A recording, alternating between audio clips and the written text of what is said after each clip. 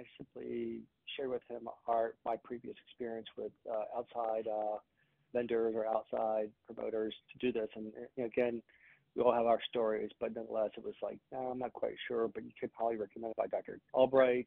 Certainly, let's go ahead. There was no contract, which basically made it no-brainer. I realized that it takes time, so I gave them 6 months.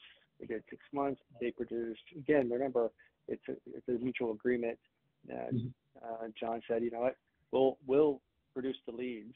I said, okay. So I was very low, or I had a low expectation, and they exceeded my expectations because of previous experience and dealings with other companies. So I was quite impressed with that. I was quite impressed with the follow-up, the ability to, be nimble and be able to change and adapt to perhaps a lull in lead generation. The communication with Susan, again, everything comes through with a little bit of maturity and time and working together. Suzanne's been a great person to work with. Her level of professionalism, her insights to what we need. I don't want to tell someone, I want them to lead me. So they're the expert. So that's been a great relationship over the time frame.